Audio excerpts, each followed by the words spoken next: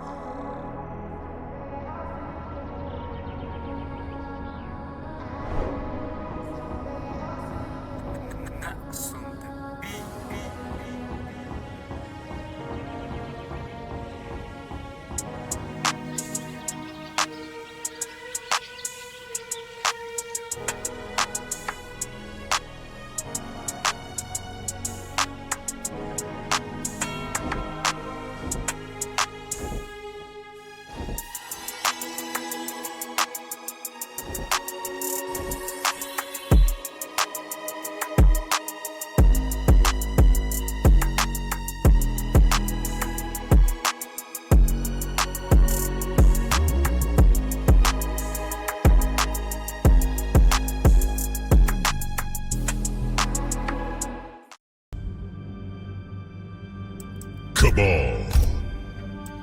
Raiden. Special Forces Desert Command.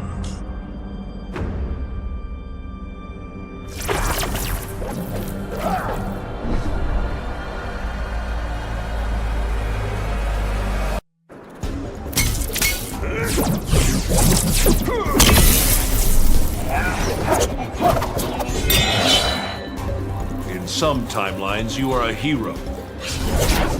I only care about the here and now. And I, your immortal soul. Round 1. Fight.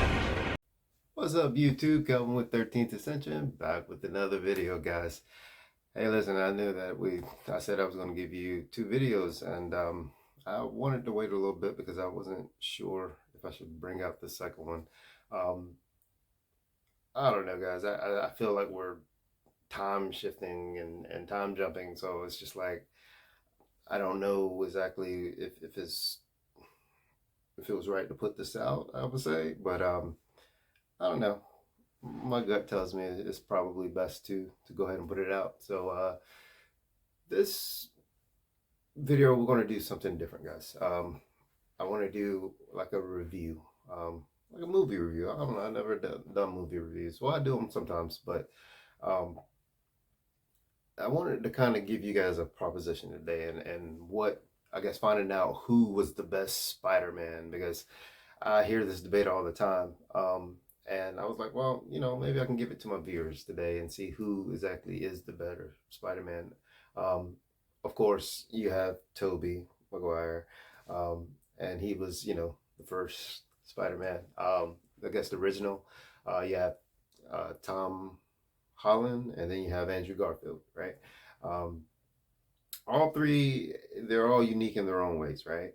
Like I said, Tobey was the original. Andrew Garfield would probably be the more taller, lankier Spider-Man, the cooler Spider-Man. And then you have Tom Holland. I guess he had more of the tech, different MCU. But yeah, all three of them are different in their own ways, guys. And I just wanted to kind of bring this debate today on who is your better Spider-Man, because if you ask me, I'm going to give you my favorite Spider-Man and Spider-Man movie, and that's going to be Tom Holland, and it's going to be Spider-Man Far From Home. And the reason why I like Far From Home, guys, I wanted to kind of bring this this movie review to you today. Of course, it is post Tony Stark passing, where Tony, first of all, Tony is like the god of the MCU when it comes to Iron Man. So when you think of Tony Stark, guys, think of God, right? But yeah, this is post Tony Stark's passing, and he actually Tom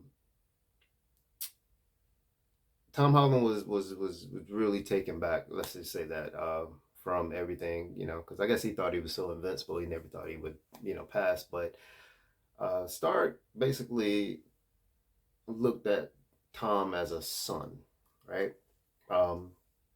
He saw something in him that he saw in himself. So after his passing, he gave Tom Holland a, let's say, an inheritance, right?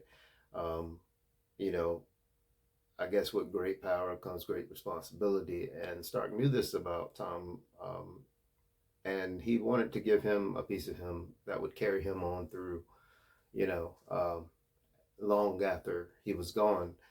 So he gave Tom basically an inheritance from him, part of his estate, his technology, um, that would help him go further along his path in his journey.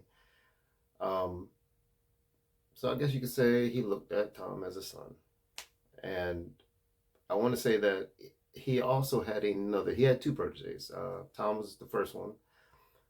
His second one was a guy named Beck, right? And I wouldn't want to say a protege, but let's say more like an employee. He worked for Stark. Yeah, he worked for Stark. So at Stark Industries, he had another, let's just say, an enthusiast, a guy who really wanted to be at the top of his game. Um, and he had basically a position in Stark Industries as a holographic illusionist, right? He was Stark's top illusionist. But he wanted to be better than Stark, guys. I don't know what came over him, whether it was jealousy or envy or what, but he always looked at Stark and he said he wanted to be better than Stark. He wanted to be, exalted higher than Stark. So he devised a plan while he was working under Stark to basically undermine Stark and to be exalted over Stark. How he did this was he was using technology as a means of a way to devise a plan that he could project things onto the world, guys. He was using technology from drones they would project scenes of monsters on fire and brimstone, molten lava, the elements of the world, what they call the elementers or something in the movie. But he could project, like I said, scenes of great disaster, like I said, fire, brimstone, monsters, to create a problem to the world of 7 billion people, guys, to create an illusion, a great illusion that would fool them that he could come in and, like I said, fix that everybody would see him as the powerful one, right? That he could, be a savior of some sort to the world, fighting these monsters and stuff, but they're all fake. They're all projections through drones. Great movie, guys. Like I said, great movie. But ultimately, Tom Holland, Spider-Man, like I said, Stark gave him these glasses from Edith. And Edith is basically this top tech, that Stark was working on. But these glasses gave Tom basically foresight, that he could see through illusions, right? He had wisdom from, the glasses because it was always speaking to him. He can talk to glasses. I forgot the name that he called on. Not Alfred. I'm thinking Batman. But yeah, he had wisdom, guys. And these glasses can do anything. Had technology to help him see through things, wisdom to help him know things beyond the veil. And ultimately, Tom basically he defeated Mysterio with these glasses because he learned how to see through the illusions that Jake Gyllenhaal or Beck was given. So he was doing a whole bunch of mind games, guys, and playing with his eyesight and, like I said, his reality. And long story short, he ended up defeating Mysterio. Yeah, I just thought that was a great review. very good review. I think everybody should watch that movie. That's probably my best Spider-Man movie. And it gets better every time I watch it, guys. But what I will say is that so with that being said, guys, I do want to address some things. Guys, I've heard a lot of stuff going on. And all I want to say is this, with being, I'm going to say this as short as I can, guys. If y'all want a problem, we can make a problem. I'm not here to be validated by anyone. I've heard all the snarks from a lot of you. And honestly, guys, it's up if you want it to be. You know, I prefer not to play like that, but if you want it to be, we can take it there. And all I want to tell you guys is that, you know, I love everybody, but I've heard the feedback from you guys, and it's not good. And if you want to keep poking, guys, we can take it there. That's all I'm going to say. We can take it there, and I have no problem going there with you guys. So keep talking, because all you're doing is putting eyes on you. And all I'm going to say is, all right, I owe you. Pause. Walking with a spirit and I read a verse.